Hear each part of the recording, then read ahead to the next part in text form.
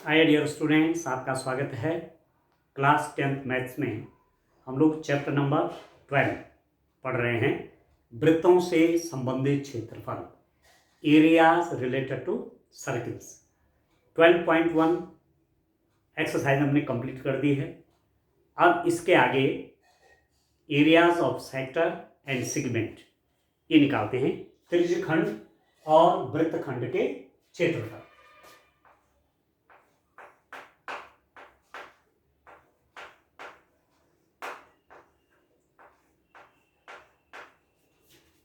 त्रिज्यखंड और वृत्तखंड के क्षेत्रफल।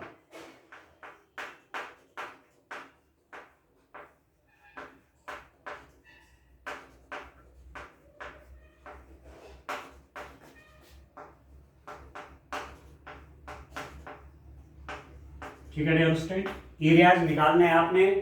त्रिज्यखंड और वृत्तखंड के एरियाज फाइंड आउट करने हैं। Areas of sector and segment of a circle.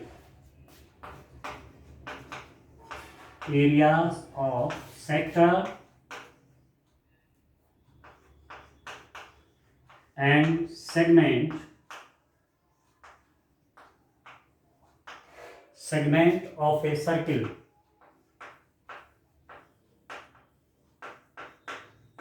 ठीक है डियर स्टूडेंट, आप ध्यान से समझिए। आप देखिए, ये कोई सर्किल है। एक सर्किल ले लेते हैं डियर स्टूडेंट।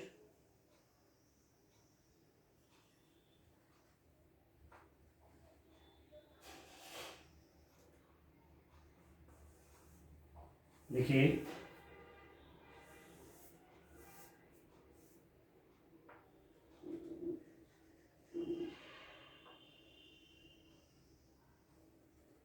चलिए ले लेते हैं ये सर्किल। ठीक है, ये सर्किल है डियर स्टूडेंट, आप देख रहे हैं। और इस सर्किल का ये सेंटर है। हमने कहा इस सर्किल का सेंटर है, O is the centre of this circle. ठीक हो, इसकी दो रेडियस ले लूं मैं। एक रेडियस आपकी OA है और दूसरी रेडियस आपकी OB है। एक रेडियस OA है, दूसरी रेडियस कौन है? OB है। तो जो ये एरिया आया किस किस के बीच, between these two radii and an arc, ये जो चाप है और दो त्रिज्याओं के बीच में जो क्षेत्रफल बन रहा है उसको बोलेंगे त्रिज्यखंड का क्षेत्रफल, ये वाला एरिया। ठीक है डियर स्टूडेंट, इस एरिया को हमने कैसे फाइंड आउट करना है, तो पहले फॉर्मूला कैसे बनेगा इसका उसको देख लेंगे। ठीक है, और जब फॉर्मूला आपका बन जाएगा तो उसके बाद सीधा न्यूमेरिकल क्वेश्चन आप सॉल्व कर लेंगे। ठीक हो रहा है? चलिए देखिए, ये वो इसका नाम क्या है? This is sector. ये तो है त्रिज्यखंड। त्रिज्यखंड, ठीक है, सेक्टर। ठीक है डियर स्टूडेंट, तो सेक्टर बना क्या? सेक्टर आपका क्या हुआ? टू रेडियस और एक आर्क। ठीक है ना, दो त्रिज्याएं और उनके बीच का, दो त्रिज्याएं और ये चार के बीच का क्षेत्रफल। एरिया इंक्लूडेड या area enclose between two radii and one arc, this is called the sector. ये सेक्टर हुआ। अब इसका एरिया निकालना है डियर स्टूडेंट, तो माना कि स्टैंड पर रेडियस को मैं R ले सकता हूं। ठीक है, तो अब आप देखिए, इसका नाम यदि मैं लिख लूं, यहां पर एक पॉइंट आपने P भी ले लिया, तो सेक्टर का एरिया आप लिख सकते हैं OAPB, area of the circle of area of the sector OAPB। ठीक है डियर स्टूडेंट, इसका नाम ले सकते हैं OAPB। इसको बोलेंगे लघु त्रिज्यखंड, क्योंकि ये वाला पोर्शन बड़ा हो गया ना। भाई इतना पोर्शन यदि निकाल देंगे तो ये बाकी बच गया, पर ये तो बड़ा वाला है ना।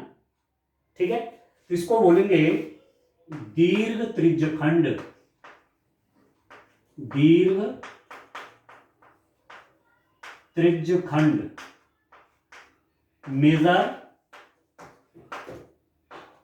मेजर सेक्टर, और इसका नाम है minor sector,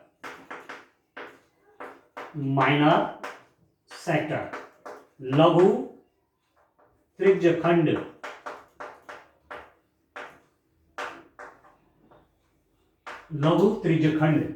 minor sector in major sector. ठीक है, तो माइनर सेक्टर का एरिया पहले निकालेंगे और तब मेजर का एरिया भी निकालना सीख जाएंगे। ठीक है, इसका नाम मैं लिख सकता हूं, यहां पर एक पॉइंट आप क्यू ले सकते हैं। तो जो ए क्यू बी, ये जो एरिया है आपका ए क्यू बी, ये पूरा आएगा ना ए, ठीक है, क्यू बी, ये पूरा आ गया ये। ठीक है, ए क्यू पॉइंट है, ए क्यू बी ओ ए, ये पूरा कह सकते हैं आप, ए क्यू बी ओ ए, ये ऊपर वाला एरिया।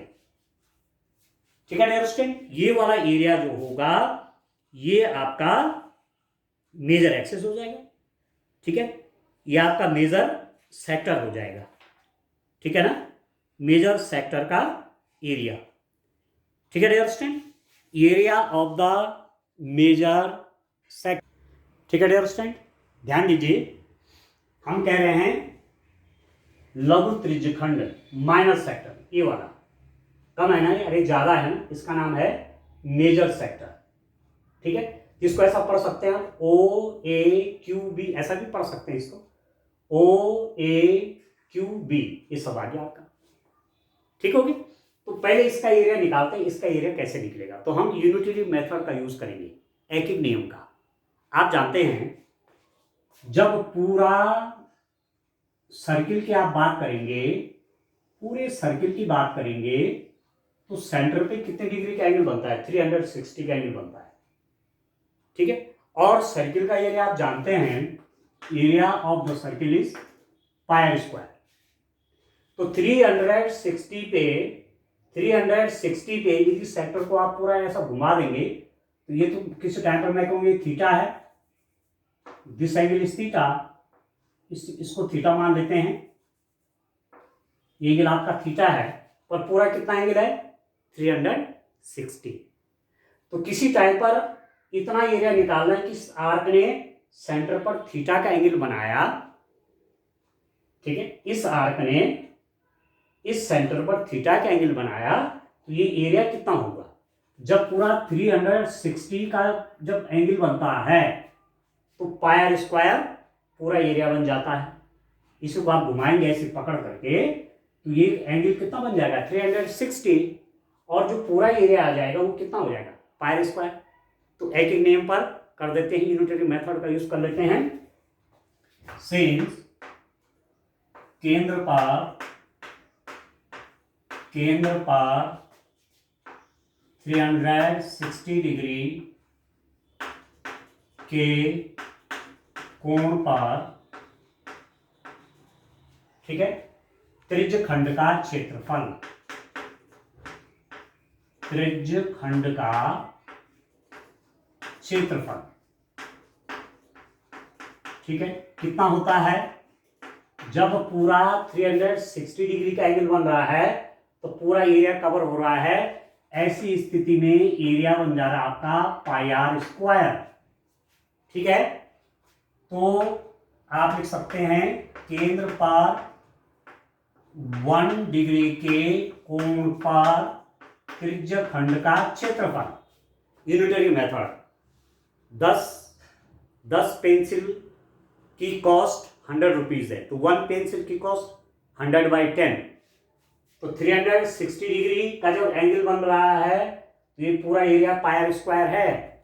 तो यदि 1 डिग्री का एरिया यहां पर बनेगा तो ये हो जाएगा पाई आर स्क्वायर बाई 360 डिग्री। ठीक है, और यदि केंद्र पर थीटा कोण बनने पर त्रिज्यखंड का क्षेत्रफल, त्रिज्यखंड का क्षेत्रफल। ठीक है डियर स्टूडेंट, यदि सेंटर पर थीटा एंगल बना, 1 डिग्री एंगल बनने पर इतना एरिया बन रहा है, 1 डिग्री का जब एंगल बनेगा यहां तो इतना एरिया बन रहा है। ये जो त्रिज्यखंड बनेगा, ये जो माइनर सेक्टर बन रहा है वो इतना एरिया बनेगा। तो 1 पर इतना एरिया तो थीटा पर मल्टीप्लाई हो जाएगा थीटा से, तो this is equal to pi r square divided by 360 degree into theta degrees. तो ये हो गया माइनर सेक्टर का एरिया। ठीक है, लघु त्रिज्यखंड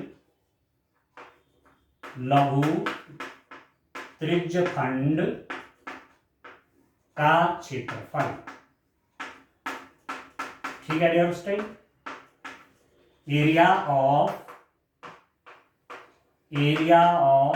माइनर सेक्टर कितना हो जाएगा डियर स्टूडेंट?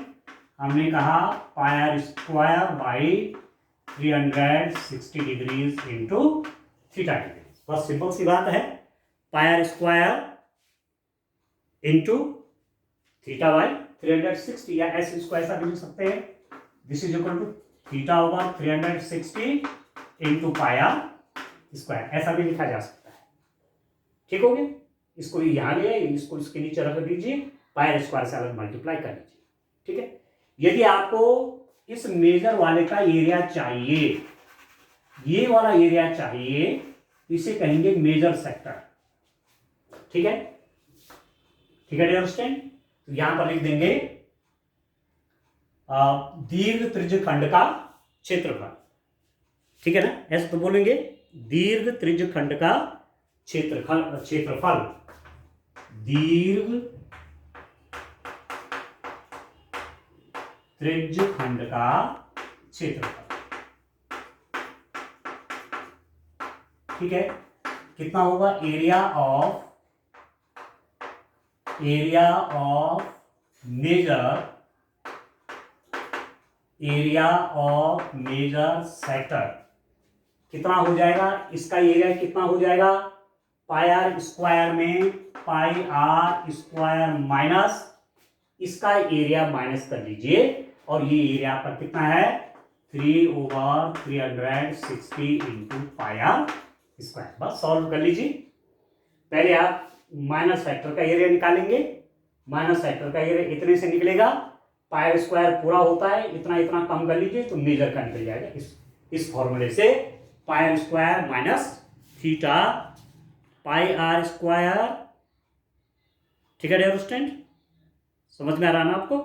पाई आर स्क्वायर माइनस लघु त्रिज्यखंड का क्षेत्रफल, पाई आर स्क्वायर माइनस ए जो माइनर सेक्टर है उसके एरिया को माइनस करना पड़ेगा। तो ये फॉर्मूला आपको थोड़ा याद रखना पड़ेगा। इस फॉर्मूले में क्या है? आर रेडियस है और थीटा क्या है? सेंटर पर बना हुआ एंगल है। बस दो चीजें याद रखो। ठीक है ना, आर दिया रहेगा, थीटा दिया रहेगा, कैलकुलेशन तो करनी है। पाई की वैल्यू 22/7 जहां पर जैसे आवश्यकता है 3.14 भी रख सकते हैं और 22/7 भी रख सकते हैं, जिससे हमारी कैलकुलेशन क्या बन जाए? आसान बन जाए। ठीक है डियर स्टूडेंट, आ गया समझ में आपको? चलिए और देखते हैं।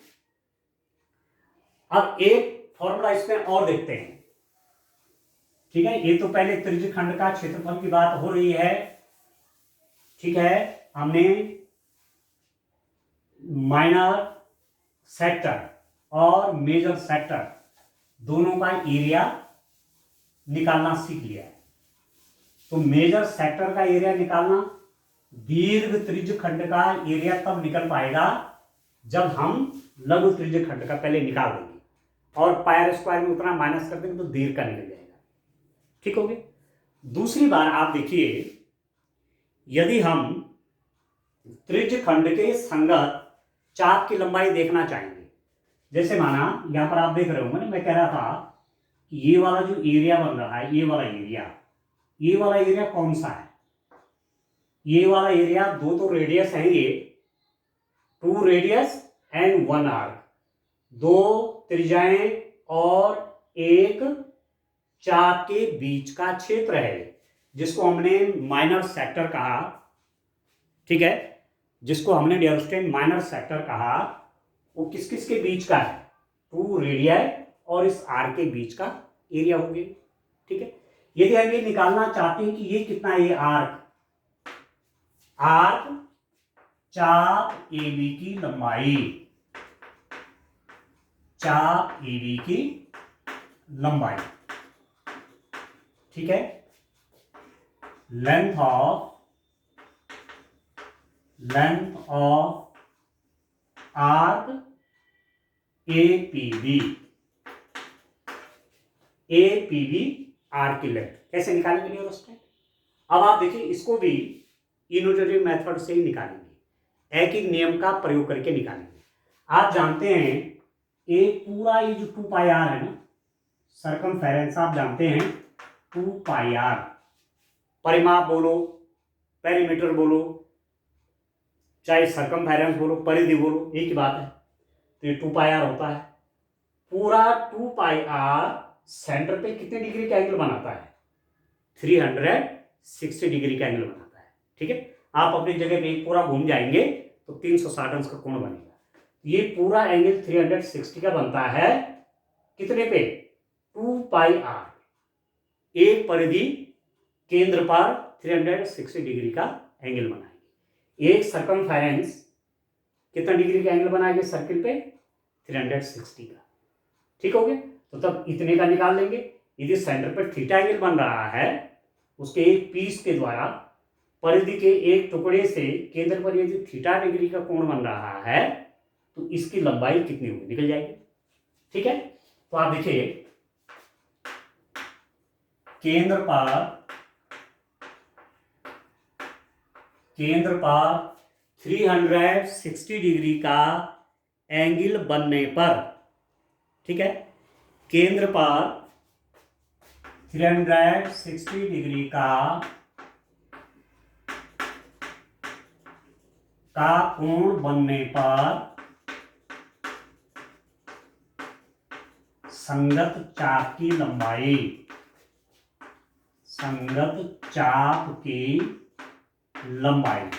कितना डियर स्टूडेंट, 2 पाई आर। पूरी परिधि आ गई है। ये पूरा जब सेंटर पे 360 डिग्री का एंगल बन रहा है, तो ये पूरा आर्क कितने का बन गया, 2 पाई आर का, ठीक है। तो 1 डिग्री का कोण, केंद्र पर 1 डिग्री का कोण बनने पर संगत चाप की लंबाई, मैं आपसे कह रहा था कि 10 पेंसिल, ठीक है, 10 पेंसिल 100 रुपीज की है, तो 1 पेंसिल 100/10, 300 डिग्री का एंगल जब सेंटर पे बन रहा है, तो इसकी वैल्यू कितनी है, ये चाप कितने का होगा, पूरा 2 पाई आर का। यदि 1 डिग्री का एंगल सेंटर पे बन रहा है, तो ये आर कितने हो गया, ये आर कितने का हो गया, 2 पाई R/360 डिग्री इसका। और यदि आर्क ने सेंटर पर थीटा एंगल बनाया, तब इसलिए केंद्र पर थीटा डिग्री का कोण बनने पर संगत चाप की लंबाई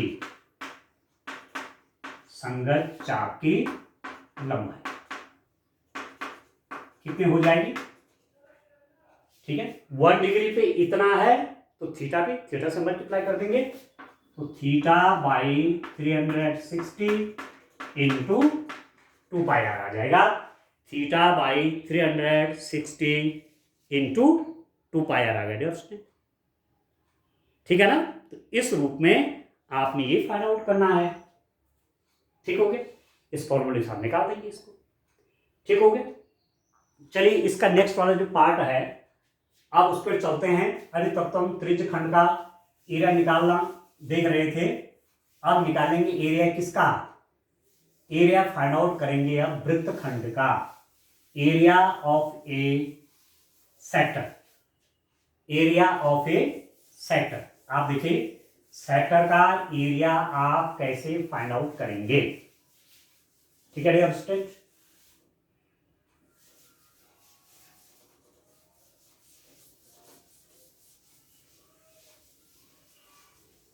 अब चलिए आते हैं वृत्तखंड का क्षेत्रफल, area of segment of a circle. ठीक है डियर स्टूडेंट, अब सेगमेंट का एरिया हम कैसे फाइंड आउट करेंगे, ठीक हो गया, उसको देखते हैं, उसको कैलकुलेट करते हैं। ध्यान से देखिए, अब देखते हैं डियर स्टूडेंट नेक्स्ट पार्ट इसका, वृत्तखंड का क्षेत्रफल। अब वृत्तखंड क्या होता है आप देखिए, एक सर्किल ले लेते हैं, यहां पर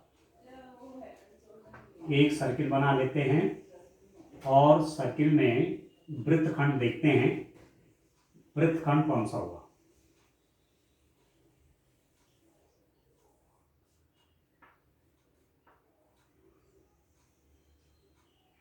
ये कोई सर्किल है, ठीक है डियर स्टूडेंट, ये सर्किल है, इस सर्किल का ये सेंटर है, हमने कहा सेंटर O है, ठीक है।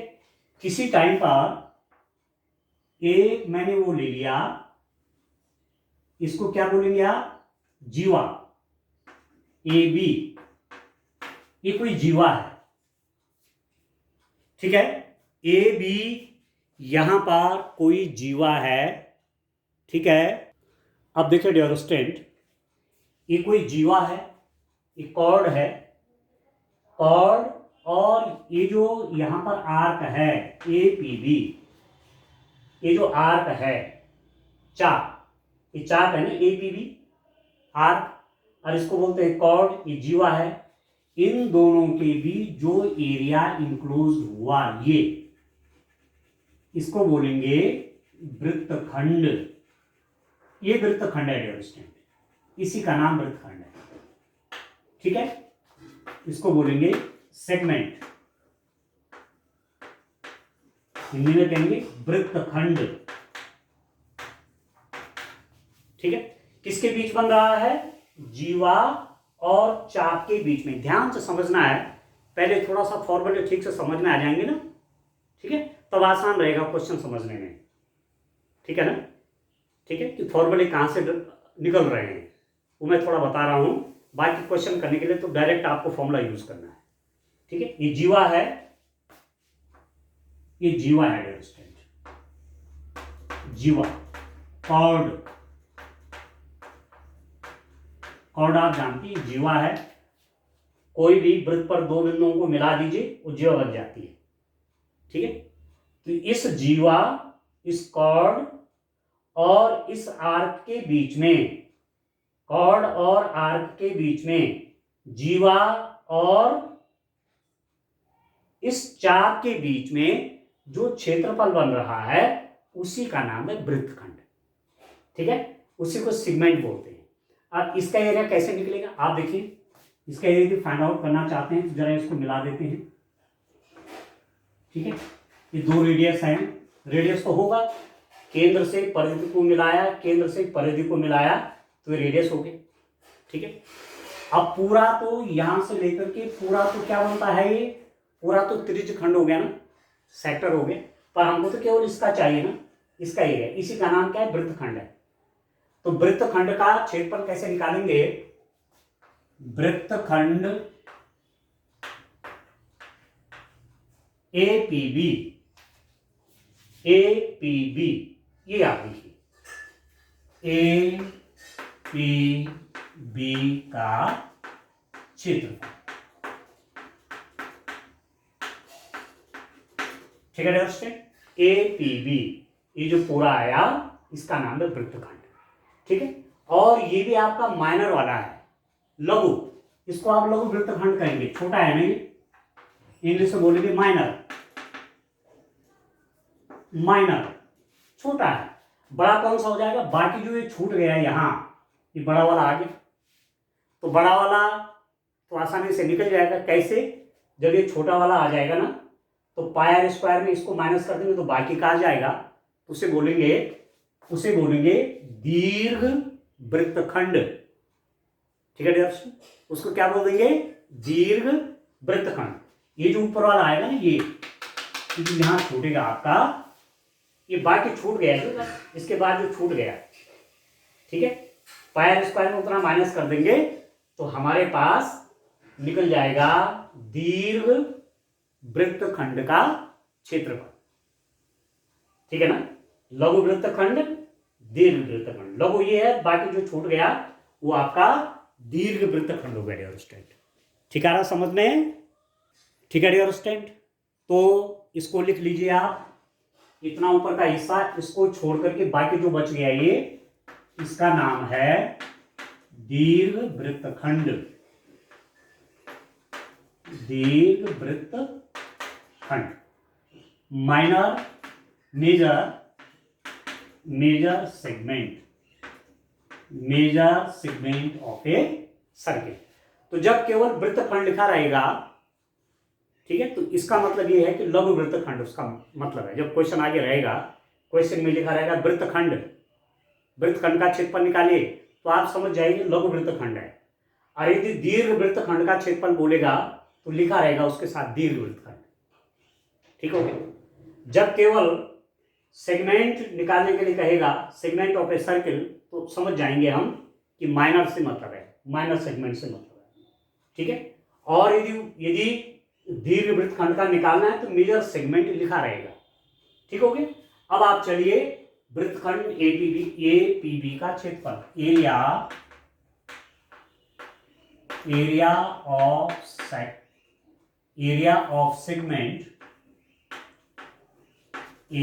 ऑफ सेगमेंट एपीबी कितना हो जाएगा डियर स्टूडेंट? आप देख लीजिए, इस पूरे एरिया में से मैं इसका एरिया यदि माइनस कर दूं, ठीक है, ठीक है डियर स्टूडेंट, इस एरिया को फाइंड आउट मैं कैसे निकालूंगा? ये एरिया निकलेगा कैसे? ये एरिया दो हिस्सों में बटा है, एक तो इस त्रिभुज का क्षेत्रफल है प्लस ये वाला, ठीक है। और पूरा एरिया का नाम क्या है? पूरा एरिया का नाम है सेक्टर। ये पूरा एरिया हमने भी निकाला था ना, ये पूरा त्रिज्य खंड है। ठीक है, त्रिज्य खंड में से इस त्रिभुज का क्षेत्रफल को माइनस कर देंगे तो इसका क्षेत्रफल निकल जाएगा। ठीक है, this whole is sector of a circle.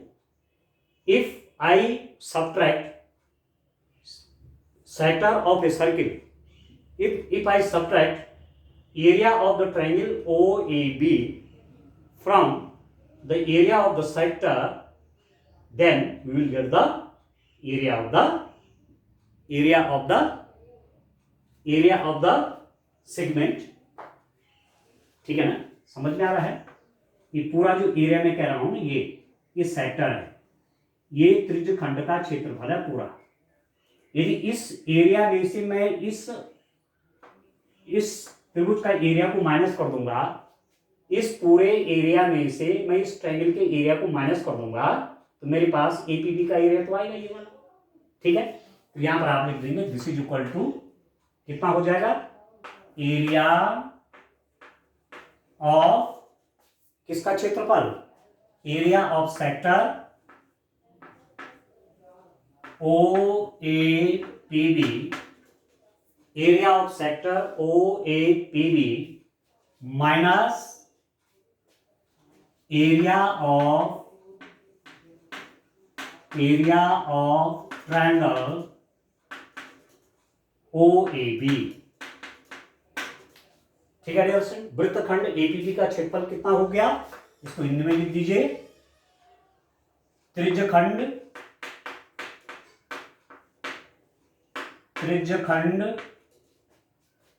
OAPB का क्षेत्रफल,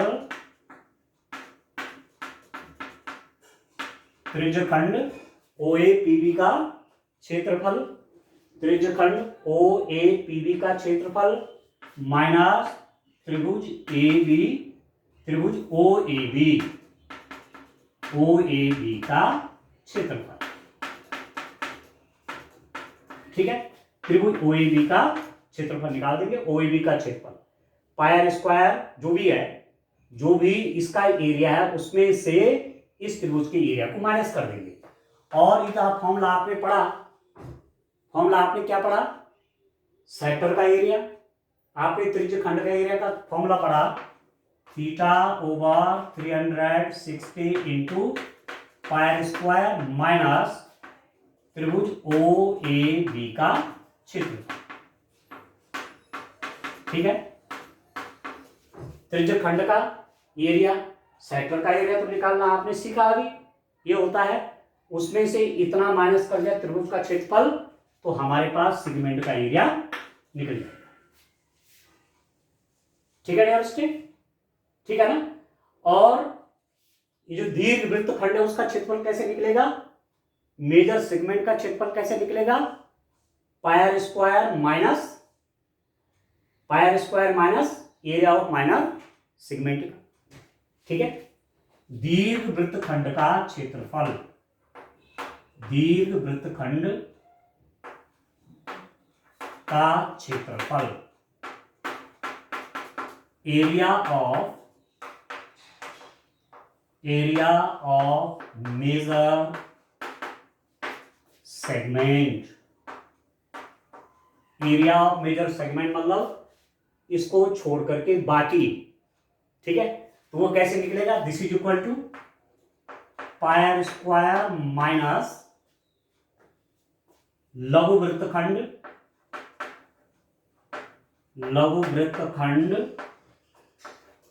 APB का क्षेत्रफल, सीधी सीधी बात है। ठीक है, area of major segment is equal to pi square minus pi r square minus, ठीक है, एरिया ऑफ माइनर सेक्टर। इस माइनर सेक्टर का, माइनर सेक्टर की माइनर सेगमेंट, ठीक है। बाकी जो दीर्घ वृत्तखंड आ रहा है ना, मेजर सेगमेंट आ रहा है, उसका एरिया कैसे निकलेगा, पायर स्क्वायर में से इतना माइनस कर देंगे तो इसका एरिया निकल जाएगा दीर्घ वृत्तखंड का, मेजर सेगमेंट का।